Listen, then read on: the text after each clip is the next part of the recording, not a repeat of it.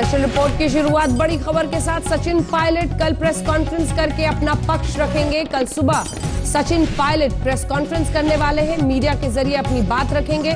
सभी को इंतजार था क्योंकि अभी तक सचिन पायलट ने अपने पत्ते नहीं खोले थे, अपना पक्ष नहीं रखा था।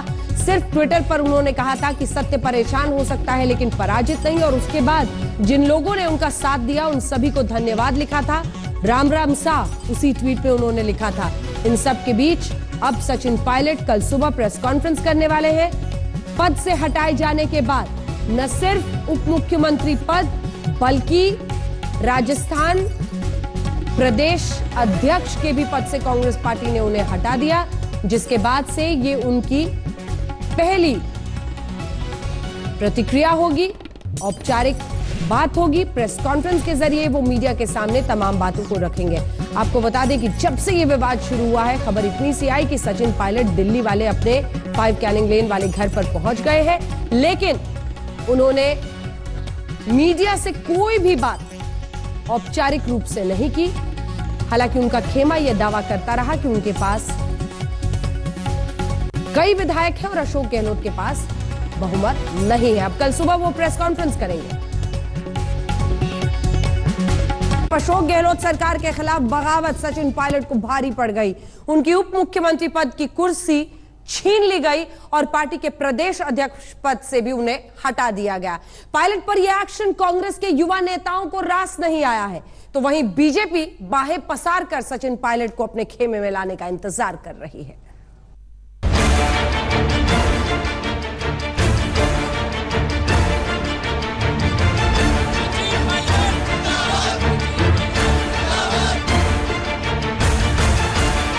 तीन दिन से सचिन पायलट को मनाने में नाकाम कांग्रेस हाईकमान ने आखिर उन पर कड़ा एक्शन ले लिया।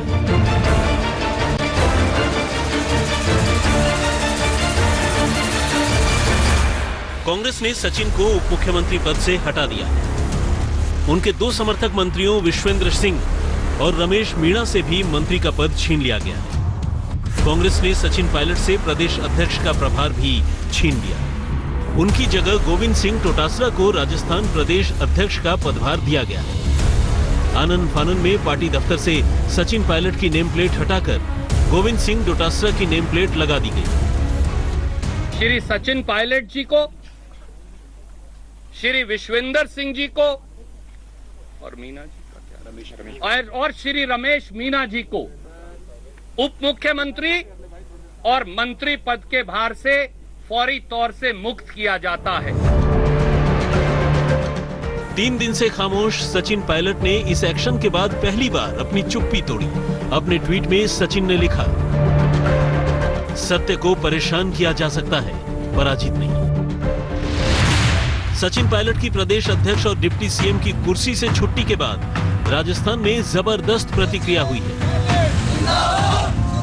सचिन पर एक्शन के बाद से उनके समर्थक गुर्जर समुदाय में गहरी नाराजगी है।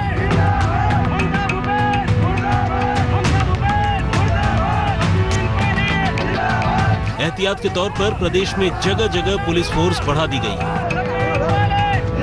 आज सुबह तक माननीय उप मुख्यमंत्री रहने वाले सचिन पायलट अब कांग्रेस में एक ऐसे नेता भर हैं जिनकी निष्ठा पार्टी के अंदर संदिग्ध हो गई है। सचिन पायलट संभावनाओं के उस तिराहे पर खड़े हैं जहां से रास्ता साफ साफ दिखाई नहीं देता, मगर यही तो सियासत का कमाल है, जो दिखता नहीं वही इबारत दीवार पर कभी कभी लिखी जाती है। उधर सचिन पायलट के समर्थन में कांग्रेस में भी आवाजें उठने लगी हैं। कांग्रेस के एक और युवा नेता जितिन प्रसाद ने अपने ट्वीट में लिखा, सचिन पायलट मेरे साथी ही नहीं मेरे मित्र भी हैं। इस सच को कोई झुठला नहीं सकता कि पिछले कई सालों से उन्होंने पूरे समर्पण के साथ पार्टी के लिए काम किया। आशा करता हूं कि यह स्थिति जल्द ठीक हो जाएगी। मैं दुखी भी हूं कि ऐसी नौबत आई। सचिन पायलट पर एक्शन के बाद से अशोक गहलोत को फौरी तौर पर जीत तो मिली है, लेकिन वो भीतर से डरे हुए हैं कि कहीं उनके हिलते पायों वाली कुर्सी टूट न जाए। वो दुहाई दे रहे हैं कि सचिन पायलट ने जो भी कहा उन्होंने किया। मजबूर होकर के हमारे 3 साथी, वो साथी मैंने कोई शिकायत उनकी नहीं करी हाईकमांड को, इनको हटाओ। उसके बावजूद भी उनका जो रवैया रहा है 3 महीने से 6 महीने से, आप देखते आ बैल मुझे मार जो कहावत है, उस रूप में इन्होंने पेश किया अपना आप। रोज ट्वीट करते हैं, रोज स्टेटमेंट देते रहते हैं। गहलोत कह रहे हैं कि सचिन पायलट पर इस एक्शन से कोई खुश नहीं है। जो माहौल है आज जिस प्रकार से फैसले हुए हैं, खुशी किसी को नहीं है, ना कांग्रेस हाईकमान को खुशी है। पूरे प्रयास कर लिए, उसके बाद में जब देखा गया, इन्होंने तय कर लिया है कि बीजेपी के साथ में हमनोमी हो चुकी है, सौदे हो चुके हैं और ये नई पार्टी बनाएंगे। पहले कहते बीजेपी में जाएंगे, लोग तैयार नहीं होते कि हम नई पार्टी बना लेंगे। कांग्रेस सचिन पायलट पर बीजेपी के हाथों में खेलने का आरोप मढ़ रही है, तो वहीं पार्टी नेता पायलट पर अपने एहसान गिनवा रहे हैं। 30 और 32 साल की उम्र में कांग्रेस पार्टी ने उन्हें भारत सरकार का केंद्रीय मंत्री बनाकर जिम्मेवारी दी। 34 साल की उम्र में प्रदेश कांग्रेस अध्यक्ष पद की जिम्मेवारी दी और 40 साल की उम्र में प्रदेश के उप मुख्यमंत्री की जिम्मेवारी दी। पिछले 4 दिन में भी कांग्रेस नेतृत्व ने खुले मन से सारे दरवाजे खोलकर कहा, परिवार का सदस्य अगर रास्ता भटक जाए, सुबह का भूला अगर शाम को घर वापस आ जाए, शाम का भूला अगर आज सुबह भी घर वापस आ जाए, तो वो भूला नहीं कहलाता, वो परिवार का सदस्य है। पूरी बात सुनी जाएगी, हर बात का हल निकाला जाएगा। सचिन पायलट को अभी कांग्रेस ने निकाला नहीं है, लेकिन उन पर एक्शन के बाद बीजेपी में हलचल तेज हुई है। राजस्थान के बीजेपी दिग्गज कह रहे हैं कि सचिन का पार्टी में बाहें पसार कर स्वागत होगा। कोई भी जनाधार वाला व्यक्ति यदि भारतीय जनता पार्टी या किसी भी पॉलिटिकल पार्टी में आता है तो सभी लोग उसका स्वागत करते हैं, अपने साथ में जुड़े, हमारा जनाधार बढ़े।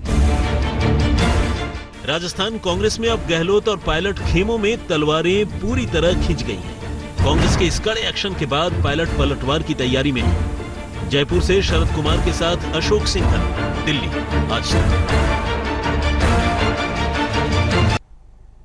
तो ये सियासी भूचाल अपनी तरफ है, उधर गहलोत अपनी गद्दी संभालने के लिए आगे बढ़ निकले हैं। कैबिनेट की पहली बैठक इस पूरे विवाद के बाद वो कर रहे हैं और हमारे सहयोगी हमारे साथ इस वक्त शरद कुमार सीधा इसी खबर पर जुड़ रहे हैं। शरद, क्या माने, तूफान अभी थमा नहीं है, क्या गहलोत ये दिखाना चाह रहे हैं कि मैं सरकार चलाने के कामकाज में फिर से मस्त हो गया हूं, या फिर अंदर ही अंदर ये परेशानी उन्हें परेशान कर रही है कि आखिर फ्लोर टेस्ट की नौबत आती है तो क्या करना होगा, और इन्हीं सब के मंथन के लिए या फिर मंत्रिमंडल विस्तार पर भी उनकी नजर है? शरद। अंजना, ये मस्त होने का समय नहीं है, ये त्रस्त होने का समय है और व्यस्त होने का समय है। ये यहाँ पर मुख्यमंत्री निवास पर हूँ, आप देख सकती हैं, बस आपको दिख जाएगी जिस बस से मंत्रियों को लेकर आया गया है।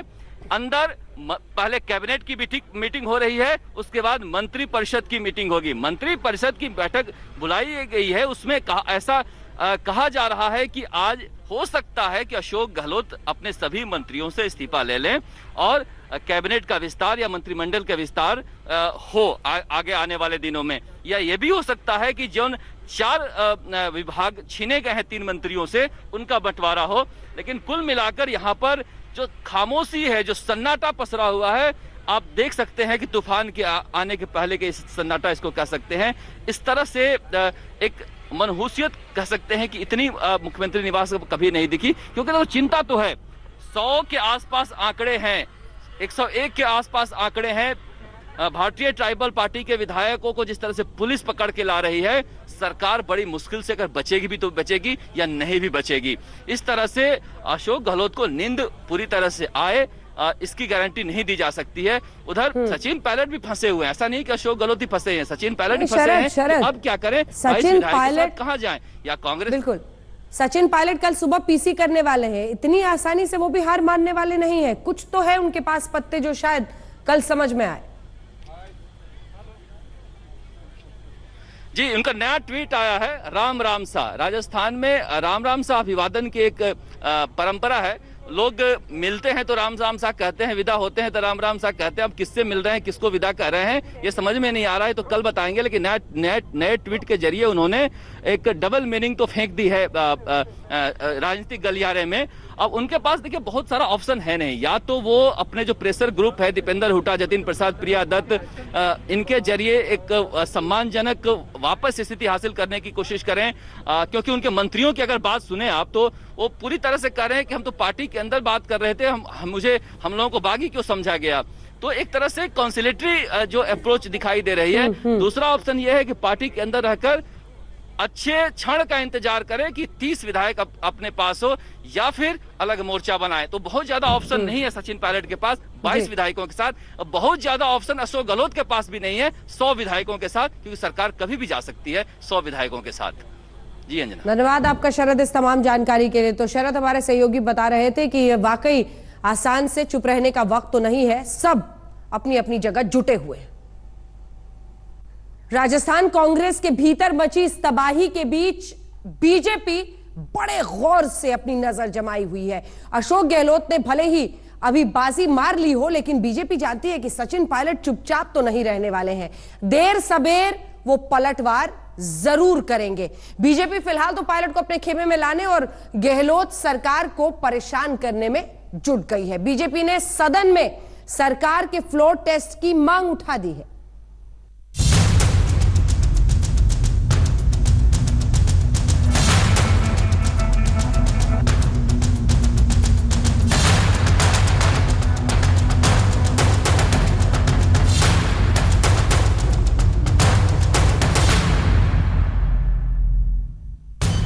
सचिन पायलट की बगावत के बाद से कांग्रेस और बीजेपी दोनों खेमों में हलचल है। गहलोत ने सोचा कि उन्हें पायलट से मुक्ति मिल गई।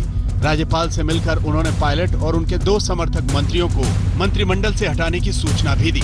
पायलट पर बीजेपी के हाथों में खेलने के आरोप जड़ दिए। जो स्थिति आज पहुंची उसी कारण पहुंची है कि हमारे कुछ साथी गुमराह होकर के चले गए दिल्ली के अंदर, और बीजेपी के मंसूबे पूरे नहीं हुए। उन्होंने जो कुछ भी खेल खेला था जनबल के आधार पर, जैसे कर्नाटका के अंदर, मध्य प्रदेश के अंदर, राजस्थान, वही करना चाहते थे वो लोग। खुला खेल था, और मैं समझता हूँ कि उस खुले खेल में वो लोग मार खा गए। सचिन पायलट की मंत्रालय से रवानगी के बाद गहलोत मंत्रिमंडल विस्तार की सोच रहे हैं, लेकिन इसी बीच बीजेपी ने उनके सामने फ्लोर टेस्ट की मांग रख दी। मेरी केवल आपके माध्यम से इतना है कि इस फ्लोर टेस्ट के बिना इस बात का पता नहीं लगेगा कि वास्तव में किसके साथ कितने वोट है कि नहीं। हमारा अभी इस पर कोई आग्रह नहीं है, लेकिन हम ये जरूर चाहेंगे कि मुख्यमंत्री अगर कैबिनेट का विस्तार करना चाहे तो बिना फ्लोर के टेस्ट किए नहीं कराएं। राजस्थान में सारा खेल आकर विधायकों की गिनती पर टिक गया है। राजस्थान में भले ही कोरोना तेजी से पांव पसार रहा हो, लेकिन राज्य में कांग्रेस के अपने और सरकार के समर्थक विधायक 5 स्टार होटल और रिसोर्ट में आनंद ले रहे हैं। प्रतिबद्धताएं बदल रही हैं। कब कौन किसके साथ चला जाए कुछ कहा नहीं जा सकता। जैसे चेतन रूडी को ही लीजिए, कल तक सचिन से दांत कटी रोटी का रिश्ता था, लेकिन अब वो गहलोत खेमे की शोभा बढ़ा रहे हैं। जब वोटिंग होगी, जहां जरूरत होगी वो कांग्रेस पार्टी को वीडियो दिखाऊं जो कह रहे हैं। मुझे जो मेरी उनसे निजी तौर पे बात हुई है, उन्होंने बोला हम तो कांग्रेस को वोट देने वाले, कांग्रेस के साथ रहेंगे। जो हमारे सूत्र बताते हैं कि ये इस बात पे वहां से चले आए थे कि हम बीजेपी के साथ नहीं जाएंगे। बीजेपी में नागौर से ये विधायक आते हैं, नागौर में बीजेपी ने हनुमान बेनीवाल के नाम पर सरेंडर कर दिया है, हनुमान बेनीवाल के अंदर मैं काम नहीं करूंगा, इस तरह की बातें कह के वहां से चले आए थे। अब जबकि सचिन पायलट के रास्ते अलग हो गए हैं, तो ये अशोक गहलोत के प्रति अपनी निष्ठा दिखा। मतलब साफ है कि कांग्रेस के तमाम विधायक देख रहे हैं कि फायदा किधर है। अभी तो विधायक 7 तालों में बंद हैं। इस बीच जब यहां से निकलेंगे तो कहां जाएंगे। इस बीच बीटीपी के विधायक राजकुमार रोत ने एक वीडियो जारी करके बताया कि उन्हें किस तरह कैद किया गया है। वर्तमान में जो राजस्थान में स्थिति पैदा हो चुकी है, अभी ये हाल है कि हमें एक तरह से कैद कर रखा है, क्योंकि आज 3 दिन हो गए हमारे एमएलए क्वार्टर पे थे। कई लोग कह रहे हैं हमारे साथ चलो, और आज पुलिस प्रशासन की 3 से 4 गाड़ियां हमारे साथ लगी है। मैं क्षेत्र के लिए निकला। राजस्थान की राजनीति में जो हलचल है उसके एक एक पल पर बीजेपी नजरें गड़ाए हुए है। सारा नजारा बड़े गौर से देख रही है। शायद उसे छींका टूटने का इंतजार है। बीजेपी ने अभी कहीं नहीं कहा फ्लोर टेस्ट होना चाहिए।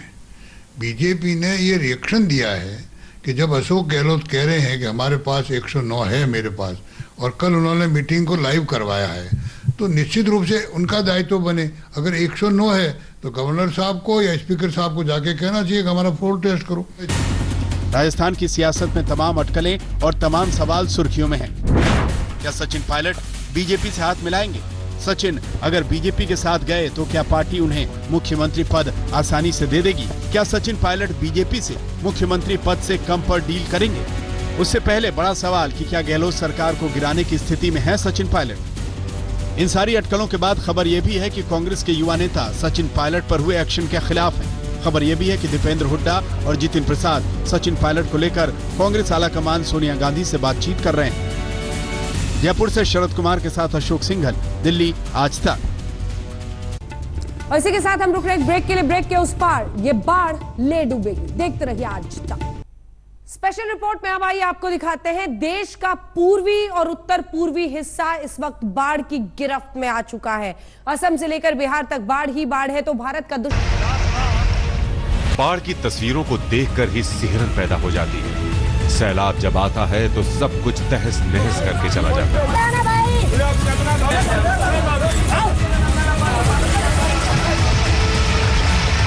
मानव सभ्यता और बाढ़ का रिश्ता आदिकाल से चला आ रहा है। अनेक सभ्यताएं नदियों के किनारे पनपी और बाढ़ से नेस्तनाबूद हो गई।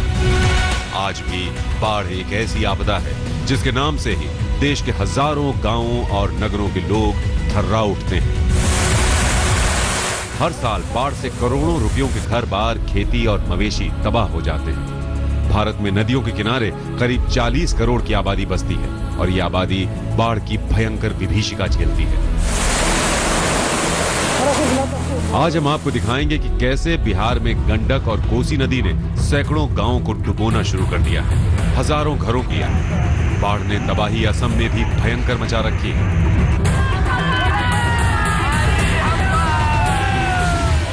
यहाँ उफनती ब्रह्मपुत्र सब कुछ बहा ले जाने पर आमादा है। इंसान की बिसात एक तिनके की तरह हो गई है।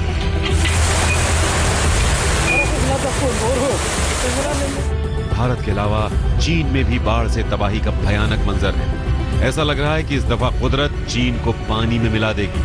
आज बाढ़ की इस विभीषिका पर हम स्पेशल रिपोर्ट आपके लिए लेकर आए हैं। ये बाढ़ ले डूबेगी।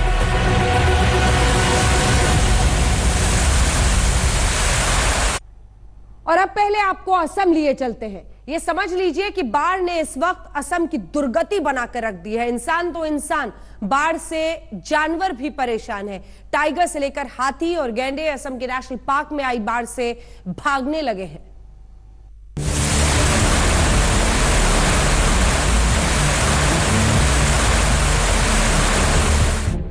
बाढ़ का जोर देखिए, कैसे भारी भरकम पुल काल के गाल में समा गया।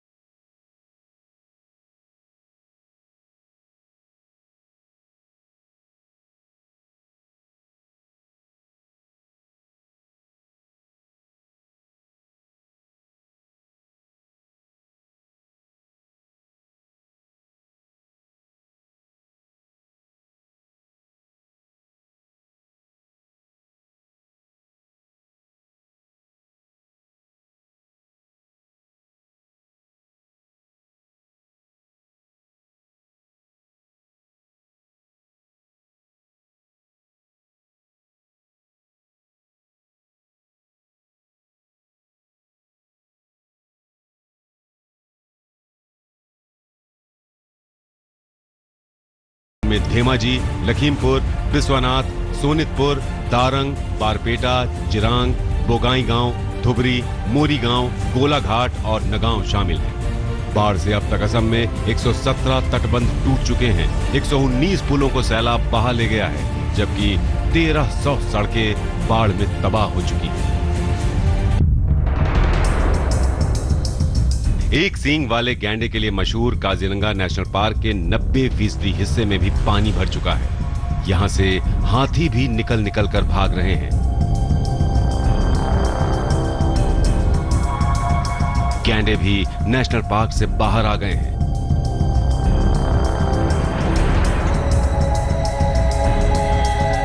नेशनल पार्क को छोड़कर टाइगर भी भाग रहे हैं। आप ये तस्वीर देख सकते हैं। असम राज्य आपदा प्रबंधन प्राधिकरण का कहना है कि फिलहाल 2763 गांव पानी में डूबे हुए हैं और 1,03,806 हेक्टेयर की फसल राज्य में बाढ़ के कारण बर्बाद हो गई है।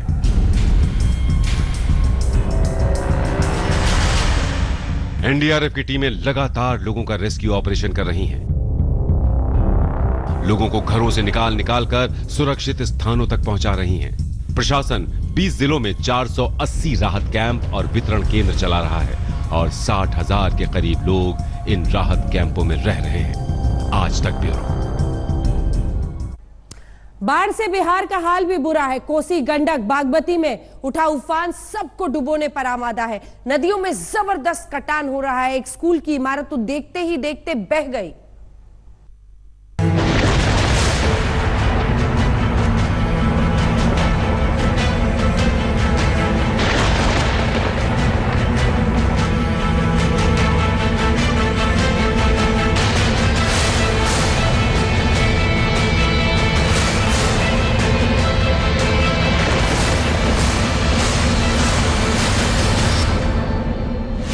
बाढ़ में डूबने लगा बिहार।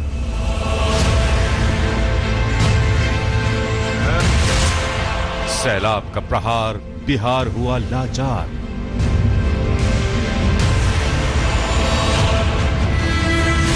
नदियों में भयंकर प्रकोप से कांप उठा बिहार।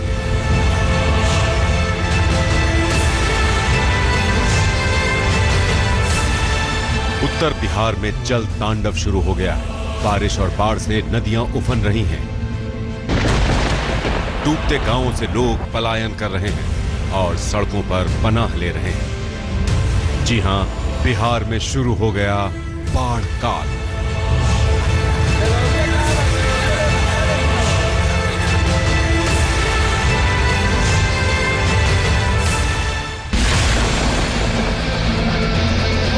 ये बिहार में भागलपुर जिले के नवगछिया की तस्वीरें हैं। आप देख सकते हैं कि कैसे बाढ़ के चलते नदी में कटान हो रहा है और देखते ही देखते एक स्कूल की बिल्डिंग ढह गई।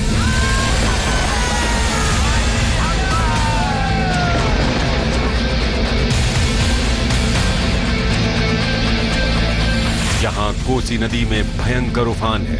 इसकी लहरों ने ऐसा तांडव मचाया कि स्कूल की इस बिल्डिंग को लहरें काटती हुई ले गई।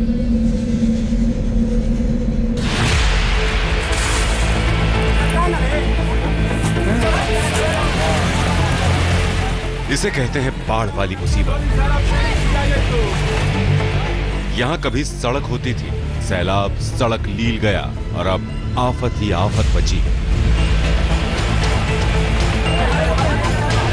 हालात कुछ ऐसे हैं कि सैलाब का दरिया है और डूब के जाना है। हर कोई जान जोखिम में डालकर निकल रहा है। ऊपर से नाव वालों ने यहां अपनी नाव लगा दी है। पानी को पार कराने के लिए 20 से 30 रुपए मांग रहे हैं और प्रशासन लापता हो गया है।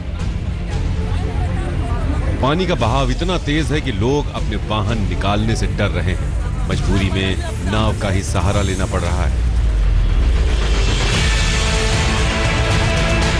गाड़ी मतलब जा नहीं पा रहा है, पानी ज़्यादा है। नाव पे जा रहा है तो एक नाव मतलब एक गाड़ी भी 30 रुपया ले रहा है और जो दूसरा रास्ता है वो जाम, वो तो बिल्कुल ख़त्म हो गया है।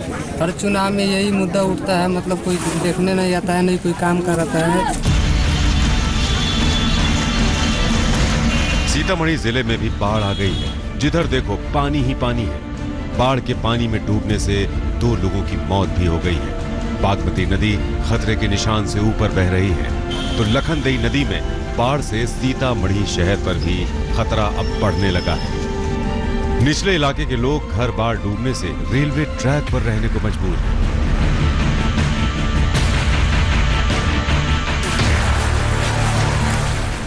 गोपालगंज में गंडक नदी का पानी गांव में घुसपैठ कर चुका है। खेतों में कमर तक पानी है। आप तस्वीरें देख सकते हैं कि कैसे लोग बाढ़ की त्रासदी झेल रहे हैं। गोपालगंज के 178 गांवों में बाढ़ आ चुकी है और बाढ़ से घिरे गांवों का संपर्क सड़क से टूट चुका है। मुजफ्फरपुर में बागमती, लखनदेई, गंडक, बूढ़ी गंडक समेत कई नदियों का जलस्तर तेजी से बढ़ रहा है। बागमती का पानी औराई के 1200 घरों में घुस गया है। बिहार की कोसी और गंडक नदी में नेपाल से छोड़ा गया पानी आया है, लेकिन नेपाल वो हाल कर रहा है कि उल्टा चोर कोतवाल को नाटे। चीन की चमचागिरी में नेपाल इस कदर डूब चुका है कि बाढ़ के लिए भी भारत को कोस रहा है।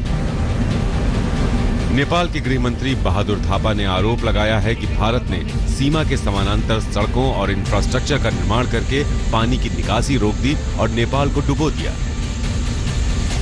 नेपाल ने भारत पर नेपाल से बहने वाली नदियों में हस्तक्षेप और संधियों समझौतों के उल्लंघन का भी आरोप लगाया है।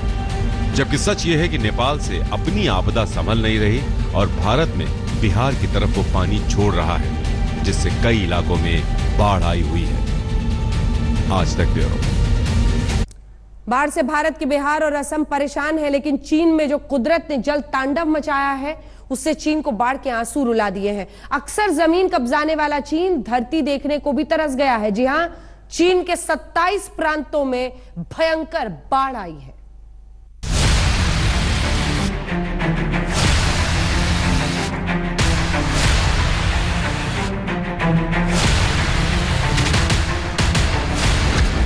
चीन में आई महातबाही। चीन में बाढ़ से 141 लोगों की मौत। चीन में महातांडव मचा रही हैं 433 नदियां। 1961 के बाद चीन में सबसे भयंकर बारिश।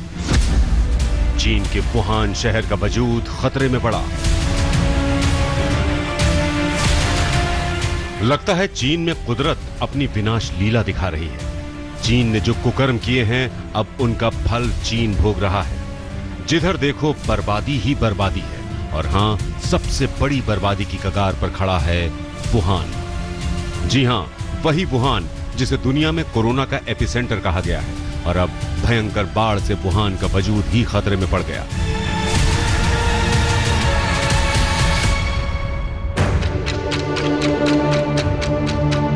आज हम आपको चीन के चप्पे चप्पे का वो सच दिखाएंगे जो चीन की बर्बादी और नेस्तनाबूद होने की कहानी बयां कर रहा है। हम आपको बता दें कि चीन की यांगजी नदी के इलाके में पिछले 50 सालों की दूसरी सबसे जोरदार बारिश हुई है। चीन में लगातार घातक बाढ़ आ रही है, जिससे चीन को बहुत अधिक नुकसान पहुंचा है। पिछले महीने बाढ़ से लगभग 28,000 घरों को नुकसान पहुंचा है और 141 लोग या तो मारे गए हैं या बाढ़ में लापता हैं। चीन में आपातकालीन प्रबंधन उपमंत्री झेंग गुओगुआंग के मुताबिक तिब्बत और शिनजियांग जैसे विशाल पश्चिमी क्षेत्रों को छोड़कर लगभग पूरे चीन में बाढ़ का प्रकोप दिखाई दे रहा है।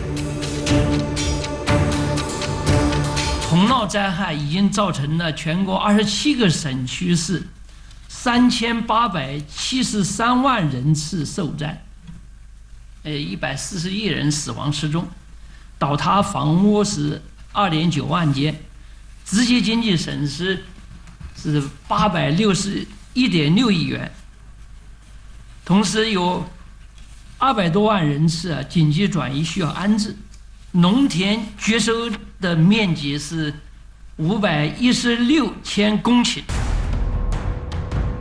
यांगजी एशिया की सबसे लंबी नदी है और इसके कुछ हिस्सों में पिछले 6 महीनों में 1961 के बाद दूसरी सबसे अधिक बारिश हुई है। यांगजी हुबेई प्रांत से होकर बहती है और अपनी कई झीलों और नदियों के लिए मशहूर है और अब इसमें भयंकर बाढ़ आई हुई है।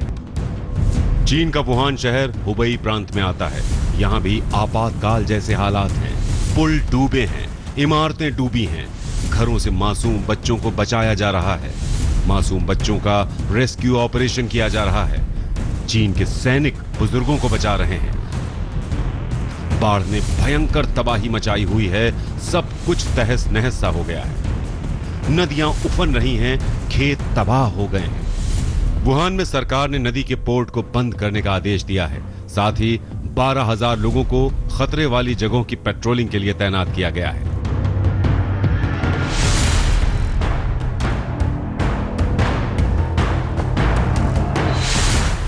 वुहान के हानकू पोर्ट पर भी पानी अलर्ट स्तर के 61 सेंटीमीटर ऊपर बह रहा था। सरकार ने एक रिपोर्ट जारी कर यह भी बताया कि अगर बारिश ऐसे ही होती रही तो हालात बद से बदतर हो सकते हैं। दक्षिणी और मध्य चीन के सभी कस्बे इस वक्त बाढ़ में डूबे हुए हैं। चीन की 433 नदियों पर बाढ़ का खतरा मंडरा रहा है। इन नदियों का जलस्तर खतरे के निशान को पार कर गया है और उनमें से 33 रिकॉर्ड ऊंचाई पर पहुंच भी गए हैं। यांगजी के अलावा उत्तर में पीली नदी, दक्षिण में जुआजियांग और शंघाई के पश्चिम में बहने वाली चीन की सबसे बड़ी ताजे पानी की झील ताहू जैसी सभी प्रमुख नदियों और झीलों में बाढ़ आई हुई है। यहां तक कि चीन में बने दुनिया के सबसे बड़े बांध थ्री गॉर्जेस डैम पर भी खतरा मंडरा रहा है। अगर ये बांध टूटा तो करीब 2 दर्जन राज्यों में भारी तबाही मचेगी। एक तरफ तो चीन मूसलाधार बारिश और बाढ़ की तबाही झेल रहा है, ऊपर से चीन में भूकंप भी आ रहा है। बीते 2 दिनों में चीन में भूकंप के 2 झटके महसूस किए गए हैं। चीन के भूकंप नेटवर्क केंद्र के मुताबिक चीन के उत्तर पश्चिमी इलाके के शिनजियांग में 5 की तीव्रता वाला भूकंप आया। चीन जिस तरह से कुदरत से खिलवाड़ करता है, अब कुदरत ने चीन के साथ खिलवाड़ करना शुरू कर दिया है। आज तक ब्यूरो। आपने बाढ़ का तांडव देखा, लेकिन गुजरात की लेडी सिंघम अब क्यों डर रही है, दिखाएंगे ब्रेक के बाद। देखते रहिए स्पेशल। नमस्कार, मैं हूं अंजना ओम कश्यप। हमें उम्मीद है ये वीडियो आपको पसंद आया होगा। लेटेस्ट खबरों के लिए यूं ही देखते रहिए आज तक और इस वीडियो के पसंद आने पर लाइक, शेयर एंड सब्सक्राइब करना ना भूलें।